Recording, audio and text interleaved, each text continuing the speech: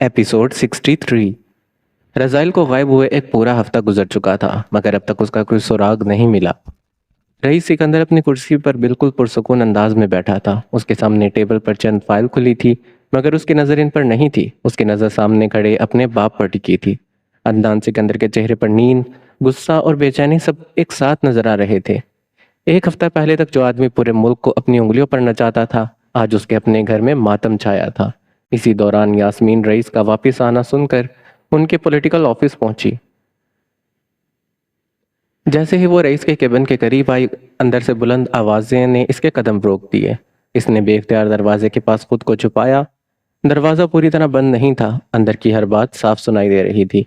उसने धीरे से अपना मोबाइल निकाला और रिकॉर्डिंग को ऑन कर दिया। अदनान सिकंदर ने गुस्से से कुर्सी को जोर से पीछे धकेल दिया। एक हफ्ता हो गया है रईस, पूरा एक हफ्ता मैंने पूरा मुल्क छान मारा है, लेकिन रज़ाइल का कोई पता नहीं है। उनकी आवाज़ भर्रा गई थी। पता नहीं उस कमीने ने मेरे बेटे के साथ क्या किया होगा। कहीं उसने इसको मार ना दिया हो। रईस ने कोई जवाब नहीं दिया, बस खामोशी से उनकी बात सुनता रहा। यही खामोशी अदनान के गुस्से को और हवा दे रही थी। तुम कुछ बोलते क्यों नहीं? तुम्हें कोई फर्क नहीं पड़ता? रईस ने आहिस्ता से गहरी सांस ली। डैड, लफ्जों से रज़ाइल वापस नहीं आएगा। ये सुनते अदनान और भड़क उठे। तो फिर काम करो, अपने गार्ड्स भेजो, अरसम को जिंदा पकड़ो। नहीं पकड़ सकते तो गोली मार दो, या पुलिस को बोलो कि इसे जेल में डाल दे। मैं देख लूंगा इसके बाद। रईस ने इनकी आंखों में देखते पुरसुकून लहजे में पूछा। और किस जुर्म में गिरफ्तार करवाऊं? अदनान ने हैरानगी से कहा। क्या मतलब किस जुर्म में? उसने मेरे बेटे को अगवा किया है, रईस ने धीरे से कहा। क्या सबूत है? अदनान एक पल के लिए चुप हुए। तुम जानते हो ना, ये सब अरसम का किया धरा है। रईस की आंखें एक पल के लिए बंद हुई, फिर उसने धीरे से कहा। डैड, जानना और साबित करना दोनों अलग बातें हैं। अदनान की मुठियां भींच गई। तुम इसके साथ तुम उसका साथ दे रहे हो? रईस ने फौरन जवाब दिया। नहीं, मैं सिर्फ सच का साथ दे रहा हूँ। खामोशी छाई रही और चंद लम्हों तक दोनों एक दूसरे को देखते रहे। फिर अदनान की आवाज़ धीमी मगर लरजती हुई निकली। रईस, मैं तेरा बाप हूँ। हर गुजरते लम्हे के साथ मेरा दिल कहता है कि मेरा बेटा मर चुका है। मुझे उसकी लाश तक नहीं मिल रही। उनकी आंखों में आंसू आ गए। मैं टूट रहा हूँ। रईस का चेहरा सख्त हुआ। उसने धीरे से कहा, जो कुछ रज़ाइल ने सितारा के साथ किया था, उस दिन अरसम भी टूटा था। दरवाजे के बाहर यास्मीन की सांस रुक गई। अदनान ने लरजती उंगली रईस की जानिब उठाई। तुम भूल रहे हो, रजा तुम्हारा भाई है। रईस ने बगैर लहजा बदले जवाब दिया। और सितारा भी किसी की बहन थी। ये अल्फाज सीधा अदनान के दिल में उतर गए। तुम तुम अपने भाई की मौत की बात इतनी आसानी से कैसे कर सकते हो? रईस ने पहली बार अपनी कुर्सी से उठकर इनके करीब आते कहा। मौत? अगर अरसम ने वाकई ही इसे मार दिया है तो मैं इसे कातिल नहीं कहूंगा। अदनान की आंखें फैल गई। रईस की आवाज़ अब बिल्कुल पुरसुकून थी। उसने अपनी बहन के लिए वही महसूस किया जो आज अब अपने बेटे के लिए महसूस कर रहे हैं। पर फर्क सिर्फ इतना है, आपके बेटे को ढूंढा जा रहा है और सितारा को दफन कर दिया गया है। अदनान का सब्र टूट गया। बस। इन्होंने मेज पर रखा क्रिस्टल का फ्लावर वाज पूरी ताकत से दीवार पर दे मारा। शीशा टूटकर पूरे ऑफिस में बिखर गया। तुम बदल गए हो रईस। तुम मेरे बेटे नहीं हो सकते। रईस अपनी जगह से हिला तक नहीं। अदनान की सांसें फूल रही थी। मैंने तुम्हें किस लिए सियासत सिखाई थी, किस लिए ताकत दी थी? ताकि तुम मेरे दुश्मन का साथ दो? रईस ने धीरे से कहा। मैं किसी का साथ नहीं दे रहा, मैं सिर्फ गलत का साथ छोड़ रहा हूँ। अदनान ने गुस्से से मेज पर जोर से लात मारी। तुम्हें इस फैसले पर पछताना पड़ेगा, बहुत जल्द। रईस ने बेपरवाही से जवाब दिया। शायद। और अगर रज़ाइल मुझे मिल भी गया तो मैं खुद इसे कानून के हवाले कर दूंगा। और इसके बाद मैं यकीनी बनाऊंगा कि इसने इस और इसके बाद मैं यकीनी बनाऊंगा कि इसे इसके जुर्म की सिर्फ एक ही सजा मिले, फांसी। ये सुनते अदनान ने गुस्से से केबिन का दरवाज़ा खोला। तुम पछताओगे रईस, मैं देखूंगा। जब तुम्हारा ये इंसाफ तुम्हें ही महंगा पड़ेगा। ये कहकर वो बाहर निकल गए। दरवाज़ा इतनी ज़ोर से बंद हुआ कि पूरा केबिन गूंज उठा। बाहर यास्मीन के होश उड़ गए। इसने फौरन से रिकॉर्डिंग बंद की और जल्दी से कॉरिडोर के कोने में बनी दीवार के पीछे छुप गई। चंद लम्हे के बाद यास्मीन ने आहिस्ता से दीवार के पीछे से झांक कर देखा। जब उसे यकीन हो गया कि अदनान जा चुके हैं, तब वो धीरे से बाहर निकली। उसकी नज़र मोबाइल की स्क्रीन पर थी। रिकॉर्डिंग अब महफूज थी। उसने चंद लम्हों के बाद इस वीडियो को देखा। फिर ना जाने किस सोच के जेर असर इसके होठों पर हल्की सी मुस्कुराहट उभरी। रईस सिकंदर, शायद तुम बिल्कुल वैसे नहीं हो जैसा मैं समझती थी। वो धीरे धीरे वहां से चली गई। केबिन के अंदर कुछ लम्हों तक सिर्फ खामोशी रही। फिर رئیس نے بغیر دروازے کی جانب دیکھے ہلکی سی مسکراہٹ کے ساتھ کہا، ریکارڈنگ ڈیلیٹ کر دینے کا شکریہ یاسمین۔ پورے 3 دن بہارے نے اپنے کمرے کا دروازہ مشکل سے کھولا تھا۔ نہ اس نے یونیورسٹی کا نام لیا، نہ کسی دوست کا فون ریسیو کیا، مگر وہ اپنی پڑھائی ادھوری نہیں چھوڑ سکتی تھی۔ چاہے اس کا دل کتنی ہی بار کیوں نہ ٹوٹ چکا ہو، اس نے فیصلہ کر لیا تھا وہ یونیورسٹی ضرور جائے گی۔ یونیورسٹی کے مین گیٹ پر جیسے ہی اس نے قدم رکھا، ایک عجیب سی بے چینی نے اسے گھیر لیا۔ آج سب کچھ پہلے جیسا تھا۔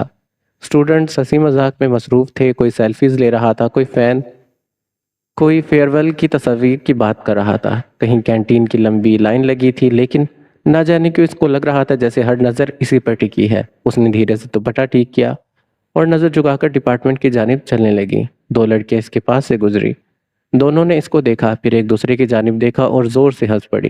بہارے کے قدم دھیمے پڑے۔ کیا ہوا؟ یہ لوگ مجھے دیکھ کر کیوں ہنس رہے ہیں؟ اس نے اپنے آپ کو تسلی دی۔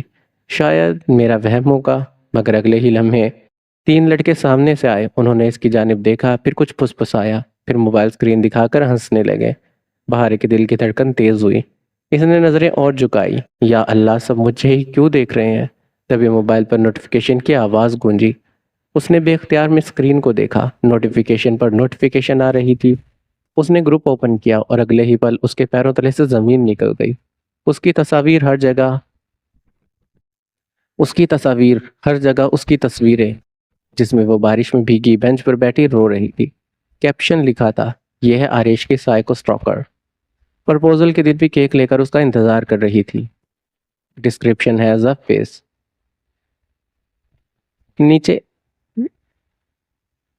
نیچے کمنٹس کی لائن لگی تھی، پور آریش، بچ گیا بیچارہ، اسی لیے سٹیج پر اتنا غصہ تھا۔ کتنی چپکو ہے یہ، محبت نہیں آبزیشن ہے۔ اٹینشن سیکر، سٹاکر۔ بہارے کا موبائل اس کے ہاتھ میں لرزنے لگا۔ نہیں، اس کی آنکھوں کے سامنے سب دھندلا ہونے لگا۔ اس نے فوراً سے فون لاک کر دیا، مگر اب دیر ہو چکی تھی۔ پوری یونیورسٹی وہ پوسٹ دیکھ چکی تھی۔ ہر گزرتا اسٹوڈنٹ ایک بار ضرور اس کو دیکھ رہا تھا۔ ہر نظر میں طنز تھا، ہر چہرے پر مذاق، ہر پر ہنسی اس کے دل کو چیر رہی تھی۔ اس نے تیز قدموں سے ڈپارٹمنٹ میں پہنچ گئی، بس کوئی بات نہ کرے، لیکن قسمت کو کچھ اور ہی منظور تھا۔ اچانک سے 5-6 لڑکے اس کے سامنے آ کر رکی۔ ایک نے زور سے تالی بجائی، ارے واہ، ہماری سیلیبریٹی آئی ہے۔ دوسری نے موبائل اسکرین اس کے سامنے کر دی، دیکھو کتنی فیمس ہو گئی ہو۔ تیسری ہنس کر بولی، ہمیں آٹوگراف ملے گا مس ٹاکر؟ چاروں طرف زور زور سے ہنسی گونجنے لگی۔ بہارے نے لرزتی آواز میں کہا، پلیز مجھے جانے دیجیے۔ ایک لڑکی فوراً سے اس کے سامنے آئی، نہیں، پہلے بتاؤ آریش کے گھر کا ایڈریس یاد کر لیا ہے؟ سب دوبارہ سے ہنس پڑے۔ بہارے کی آنکھوں میں آنسو بھر آئے، میں ایسی نہیں ہوں۔ ایک اور لڑکی چیخی، جھوٹ، تم ہی نوٹس بھیجتی تھی اس کو، تم ہی اس کے پیچھے گھومتی تھی، تم ہی پارک میں اس کا انتظار کر رہی تھی، تم ہی اس کے لیے کیک بنا کر لائی تھی۔ بہارے کی سانسیں الجھنے لگی۔ پلیز خدا کے لیے میری بات سنیے۔ مگر کسی نے اس کی بات نہیں سنی۔ ایک لڑکی نے اس کا راستہ روک کر کہا، ایک بات بتاؤ، پرپوزل ریجیکٹ ہوا یا بلایا ہی نہیں تھا؟ پورا کوریڈور کہکوں سے گونج اٹھا۔ بہارے کو لگا جیسے کسی نے اس کے سینے میں چھری گھونپ دی ہو۔ اس نے بھیگی آنکھوں سے ان سب کو دیکھا۔ میں نے صرف محبت کی تھی۔ یہ الفاظ نکلتے ہی ایک لڑکی زور سے ہنس پڑی۔ سنا تم سب نے؟ صرف محبت کی تھی؟ ارے پاگل، محبت اور سٹاکنگ میں فرق ہوتا ہے۔ دوسری نے چیخ کر کہا، گائز، اپنے بوائے فرینڈ سنبھال کر رکھنا، ورنہ یہ ان کے پیچھے بھی آ جائے گی۔ پیچھے کھڑے کچھ لڑکوں میں سے ایک نے ذرا اونچی آواز میں کہا، اتنی آگ لگی تھی تو ہمارے پاس آ جاتی نا بیبی۔ دوسرا لڑکا زور سے ہنسا۔ آریش نے بھاؤ نہیں دیا، ہم میں سے کسی کو ٹرائی کر لیتی بیبی۔ ایک لڑکا دور سے چیخا، سٹاکر۔ دوسرے نے بھی وہی دہرایا۔ پھر نہ جانے کس کس نے شروع کیا۔ پورا کوریڈور گونج اٹھا۔ ہر آواز بہارے کے دل پر ہتھوڑوں کی طرح لگ رہی تھی۔ اس نے دونوں ہاتھوں سے اپنے کان بند کر لیے۔ پلیز بس کر دیجیے، پلیز۔ آنسو رک نہیں رہے تھے، اس کا جسم کانپ رہا تھا۔ اس کی سانسیں اتنی تیز ہو چکی تھی کہ اس کو لگ رہا تھا جیسے ابھی دم گھٹ جائے گا۔ اس نے ایک قدم پیچھے لیا، پھر دوسرا، پھر تیسرا، لیکن ہر طرف لوگ ہی لوگ تھے۔ کوئی اس کا راستہ نہیں چھوڑ رہا تھا، سب اس کو گھیرے کھڑے تھے۔ کسی نے موبائل اس کے چہرے کے بالکل قریب کر دیا۔ اسمائل، نئی پوسٹ ڈالنی ہے، دیکھو، سٹاکنگ فائنلی کاچ۔ یہ سنتے ہی بہارے کا صبر ٹوٹ گیا۔ اس کے پیر جواب دے چکے تھے۔ وہ دھیرے سے زمین پر بیٹھتی چلی گئی اور دونوں گھٹنوں کو اپنے سینے سے لگا لی۔ اس نے اپنا چہرہ چھپایا۔ اس کی سسکیاں پورے کوریڈور میں گونج رہی تھی۔ میں سٹاکر نہیں ہوں، میں بری نہیں ہوں، میں نے کسی کا کچھ نہیں بگاڑا، میں نے صرف اس سے محبت کی تھی۔ لیکن محبت گناہ کب سے بن گئی؟ اس کے الفاظ آنسوؤں میں ڈوب کر رہ گئے۔ مگر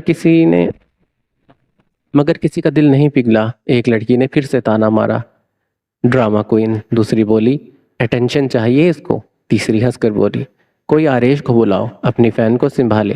پھر سب ہنسنے لگے اور دور بزنس بلاک کی بالکنی سے نینا کھڑی یہ سب دیکھ رہی تھی۔ اس کے ہونٹوں پر دھیرے دھیرے مسکراہٹ ابھر آئی۔ اس نے موبائل نکالا، فیک اکاؤنٹ والی پوسٹ کھولی۔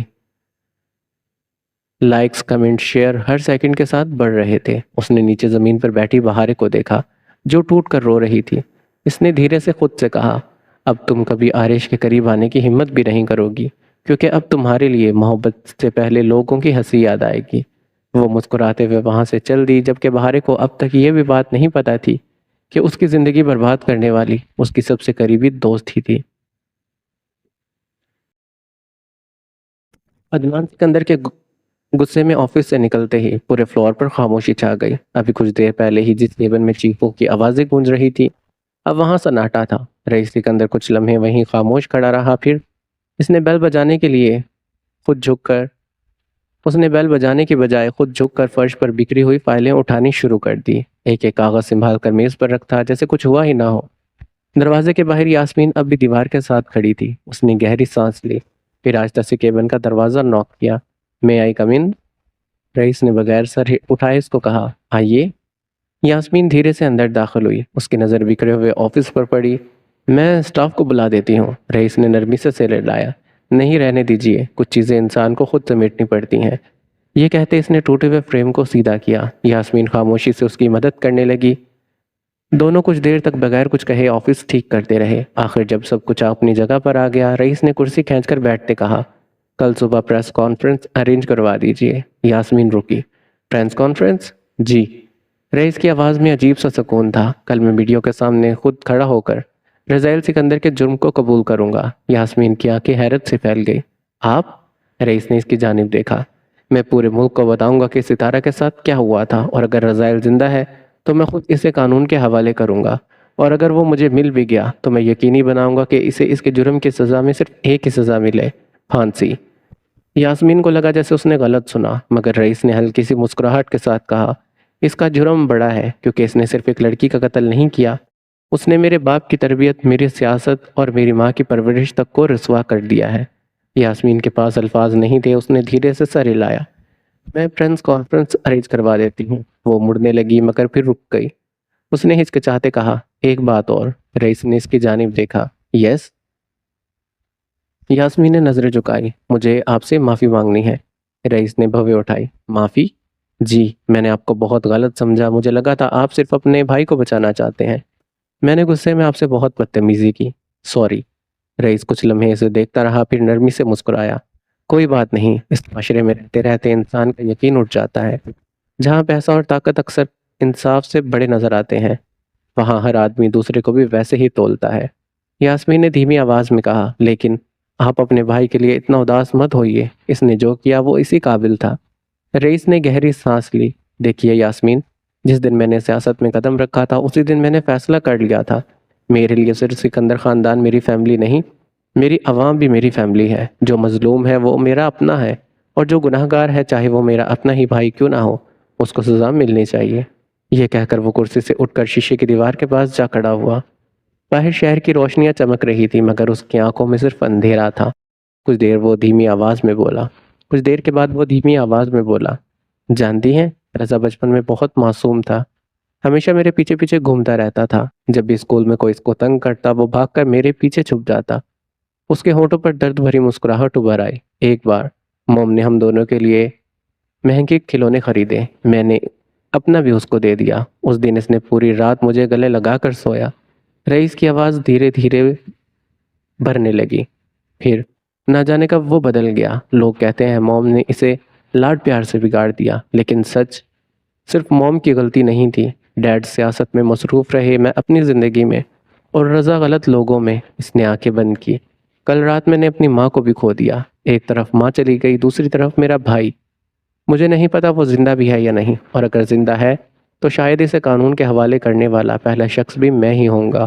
اس کی آواز ٹوٹ گئی۔ بہت تھک گیا ہوں یاسمین۔ اور یاسمین کا دل بھر آیا۔ اسے سمجھ نہیں آ رہا تھا اس آدمی کو تسلی کیسے دے۔ وہ دھیرے سے اس کے قریب آئی اور نرمی سے اس کے کندھے پر ہاتھ رکھ دیا۔ اٹس اوکے، سب ٹھیک ہو جائے گا۔ رئیس نے دھیرے سے اس کی جانب دیکھا، اس کی آنکھیں آنسوؤں سے بھری تھی۔ اگلے ہی پل اس نے ایک قدم آگے بڑھا کر یاسمین کو گلے لگا لیا۔ یاسمین نے ایک دم ساکت رہ گئی۔ رئیس۔ اگلے ہی پل اسے یاد آیا، کل ہی تو ان کی ماں کا انتقال ہوا تھا۔ اسے اس پر ترس آیا، مگر اگلے ہی لمحے اسے اپنی ماں یاد آئی۔ ماں کو کھونے کا درد وہ خود بھی محسوس کر چکی تھی۔ وہ جانتی تھی اس غم کے سامنے تسلی کے تمام الفاظ کتنے چھوٹے پڑ جاتے ہیں۔ اس کی آنکھوں میں نمی اتر آئی۔ رئیس کا سر اس کے کندھے پر ٹک چکا تھا، اس کی سسکیاں صاف سنائی دے رہی تھی۔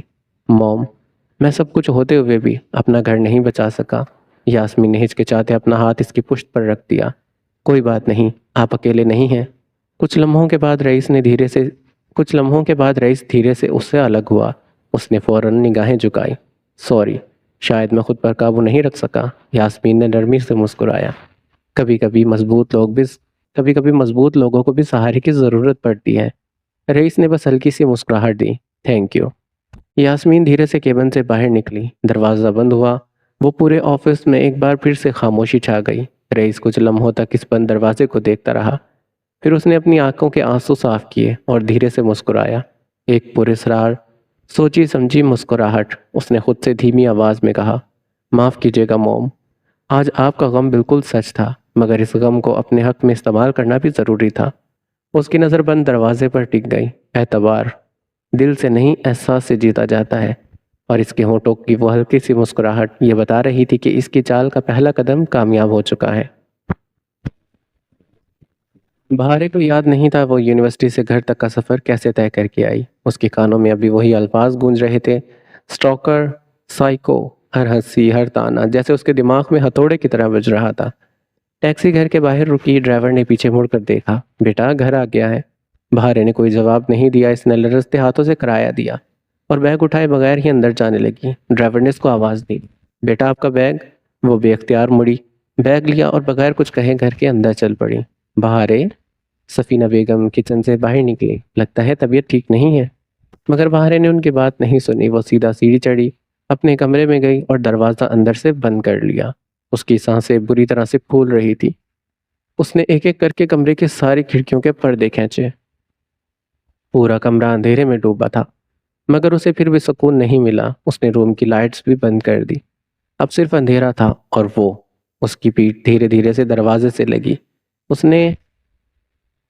اس کے گھٹنے جواب دے گئے۔ وہ وہیں فرش پر بیٹھ گئی، دونوں ہاتھوں سے اپنا چہرہ ڈھانپا اور پھوٹ پھوٹ کر رونے لگی۔ میں سٹاکر نہیں ہوں، میں بری نہیں ہوں، میں نے صرف محبت کی تھی، صرف محبت۔ اس کی آواز سسکیوں میں گونج گئی۔ ہر بار جب وہ آنکھیں بند کرتی، اسے یونیورسٹی کا وہ کوریڈور نظر آتا، لوگوں کی ہنسی، موبائل، کیمرے اور آریش کا نام۔ اس نے زور سے اپنے کان بند کیے۔ نہیں، بس، پلیز۔ اس کا پورا جسم کانپ رہا تھا۔ ایسا لگ رہا تھا جیسے اس کے اندر کچھ ٹوٹ کر بکھر گیا ہو۔ نہ جانے کتنی دیر تک کمرے میں صرف اس کے رونے کی آوازیں آتی رہی۔ کب شام ہوئی اس کو کچھ ہوش نہیں رہا۔ کئی گھنٹوں کے بعد جب اس کی آنکھ کھلی تو آنسوؤں نے تکیے کو گیلا کر دیا تھا، چہرہ سوج چکا تھا، آنکھیں جل رہی تھی۔ وہ دھیرے دھیرے بیڈ سے اٹھی، اس کی نظر شیلف پر پڑی۔ وہاں کریشیے سے بنا چھوٹا سا آریش لکھا ہوا چین رکھا تھا، اس کے پاس عشق بارش کی وہ کتاب جسے وہ تحفے میں دینے والی تھی۔ ڈرائر میں وہ تمام برتھ ڈے نوٹس اور وہ چھوٹے چھوٹے کاغذات جن پر اس نے آریش کا نام لکھ کر مٹا دیا تھا، ہر چیز جسے اسی کی یاد دلا رہی تھی۔ بہارے نے الماری سے ایک بڑا سا کاٹن نکالا اور بغیر کچھ کہے ایک ایک چیز اس کارٹن میں رکھنی شروع کر دی، ہر وہ چیز جس میں آریش کی یاد بسی تھی۔ ہر چیز اٹھاتے وقت اس کا دل ایک بار پھر سے ٹوٹ جاتا۔ کارٹن بند کرتے ہوئے اس نے ایک بار پھر سے اس کو دیکھا۔ میں تمہیں بھولنا نہیں چاہتی، مگر میں تمہاری یادوں کے ساتھ جی بھی نہیں سکتی۔ اس نے کرٹن بند کیا اور مضبوطی سے ٹیپ لگائی، جیسے اپنے دل کے زخموں پر پٹی باندھ رہی ہو۔ دونوں ہاتھوں سے کرٹن اٹھایا اور گھر کے اسٹور روم کی جانب چل پڑی۔ اسٹور روم کا دروازہ کھلا، اندر پرانی چیزوں کی خوشبو تھی۔ اس نے کارٹن سب کے سامنے پیچھے رکھ دیا۔ کچھ لمحے اس کو دیکھتی رہی، پھر دھیرے سے بولی، آج کے بعد میری محبت یہی رہے گی، میں نہیں۔ اس نے اسٹور روم کا دروازہ بند کیا، چابی گھمائی اور اپنی مٹھی اس چابی پر مضبوطی سے بند کر لی۔ اس کو محسوس ہوا جیسے اس نے اپنے دل کا ایک حصہ اس کمرے میں قید کر دیا ہو۔ واپس کمرے میں آ کر اس نے وضو کیا، جائے نماز بچھائی اور اس کی آنکھوں سے آنسو پھر سے بہنے نکلے۔ وہ دیر تک سجدے میں بیٹھی رہی، اس کے ہونٹوں سے لرزتی دعا نکلی، یا اللہ میں بہت تھک گئی ہوں، میرا دل ٹوٹ گیا ہے، اتنا ٹوٹ گیا ہے کہ اب سانسیں لینا بھی بوجھ لگتا ہے۔ میں نے کبھی کسی کا برا نہیں چاہا، پھر بھی میرے ساتھ ایسا کیوں ہوا؟ میں نے صرف ایک حلال محبت کی، اگر میری محبت میری قسمت میں نہیں تھی تو مجھے اس سے آزاد کر دیجئے، مجھے سکون دے دیجئے، میرا دل ہلکا کر دیجئے، میں اور نہیں سہ سکتی، پلیز مجھے اپنے پاس اتنا قریب کر لیجئے کہ کسی انسان کی کمی محسوس نہ ہو۔ اس کی سسکیاں سجدے میں گونجتی رہی، نہ جانے کتنی دیر تک۔ رات کے کھانے کا وقت تھا، سفینہ بیگم ڈائننگ ٹیبل پر اس کا انتظار کر رہی تھی۔ بہارے دھیرے دھیرے نیچے آئی، اس کا چہرہ پہلے سے زیادہ پرسکون تھا، مگر اس سکون کے نیچے ایک گہرا درد چھپا تھا۔ امی؟ سفینہ بیگم نے پیار سے اس کی طرف دیکھا۔ ہاں بیٹا؟ بہارے کچھ لمحے خاموش رہی، پھر دھیرے سے بولی، میں اپنی ماسٹرز کسی دوسرے شہر سے کرنا چاہتی ہوں۔ سفینہ بیگم حیران رہ گئی۔ دوسرے شہر؟ اچانک؟ بہارے نے ہلکی سی مسکراہٹ لانے کی کوشش کی۔ میں یہاں رہ کر بہت سی چیزوں سے باہر نہیں نکل پاؤں گی، شاید نیا شہر، نئی جگہ، نئے لوگ مجھے دوبارہ جینا سکھا دیں۔ سفینہ بیگم کچھ دیر تک صرف اپنی بیٹی کو دیکھتی رہی۔ انہیں اندازہ ہو چکا تھا کہ بہارے کے اندر کچھ بہت گہرا ٹوٹ چکا ہے۔ انہوں نے اس کا ہاتھ اپنے ہاتھ میں لیا۔ اگر تمہیں لگتا ہے یہی تمہارے لیے بہتر ہے تو میں تمہیں کبھی بھی نہیں روکوں گی۔ یہ سنتے بہارے کی آنکھوں سے ایک بار پھر سے آنسو نکلے، مگر اس بار یہ آنسو کسی انسان کے لیے نہیں بلکہ ایک نئے سفر کی ابتدا کے تھے۔ اگلے دن صبح کے ٹھیک 11 بجے رئیس سکندر کے آفس کے باہر میڈیا کی گاڑیوں کی لمبی قطار لگ چکی تھی۔ ہر نیوز چینل کے وینز، ہر اخبار کے رپورٹرز اور کیمرے سب ایک ہی شخص کا انتظار کر رہے تھے، رئیس سکندر۔ کانفرنس ہال سے کھچا کھچ بھرا تھا، مائکرو فونز پر مختلف نیوز چینلز کے لوگوز چمک رہے تھے۔ پیچھے بڑے حروف میں لکھا تھا، جسٹس ابو بلڈ۔ حال میں پھسپھساہٹ کا شور تھا۔ رئیس آج کیا اناؤنس کرنے والا ہے؟ کیا وہ اپنے بھائی کا بچاؤ کرے گا یا پھر سکندر فیملی کا کوئی نیا ڈرامہ ہے؟ تبھی ہال کا دروازہ کھلا، سب کی نظریں ایک ساتھ اس کی جانب اٹھی۔ رئیس سکندر سنجیدہ چہرے کے ساتھ اندر داخل ہوا، اس کے ساتھ ہی یاسمین بھی موجود تھی۔ رئیس نے پوڈیم کے سامنے آ کر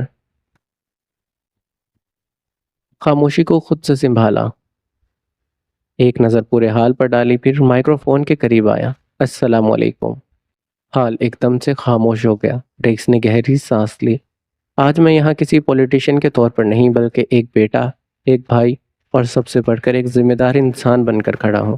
پورا حال اس کی جانب متوجہ تھا۔ آج میں کسی بات کو چھپانے نہیں آیا، میں سب سچ بتانے آیا ہوں۔ اس نے چند لمحے خاموشی اختیار کی، پھر اس کی آواز اور مضبوط ہو گئی۔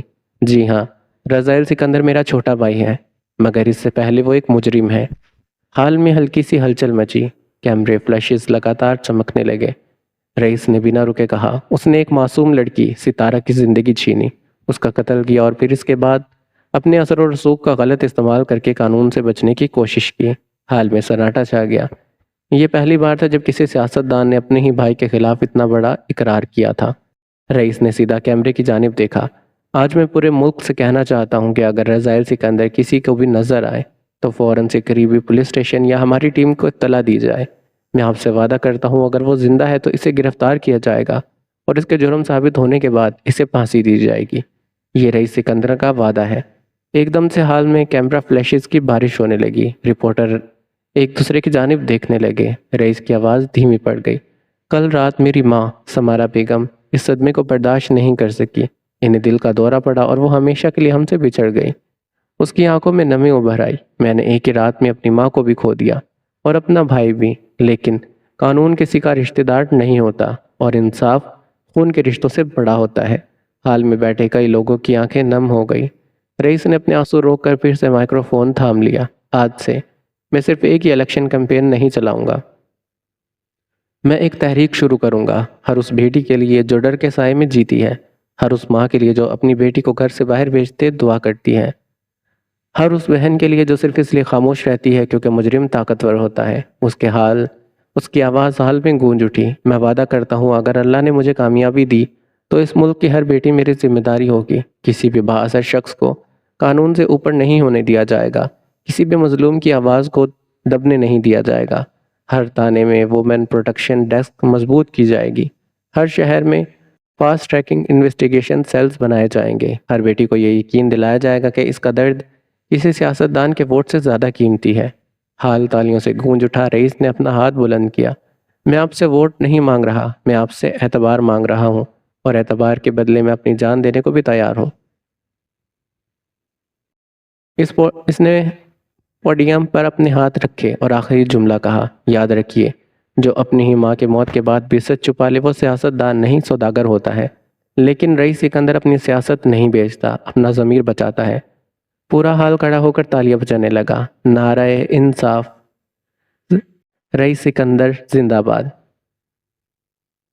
سلوگنز پورے کانفرنس ہال میں گونج اٹھے تھے۔ یاسمین سائیڈ پر کھڑی تھی اور اس کی نظر صرف رئیس پر جمی تھی۔ کل تک اسے لگتا تھا کہ رئیس بھی دوسرے سیاستدانوں جیسا ہوگا، مگر آج اس نے اپنے ہی بھائی کے خلاف پوری عوام کے سامنے کھڑے ہو کر انصاف کا ساتھ دیا تھا۔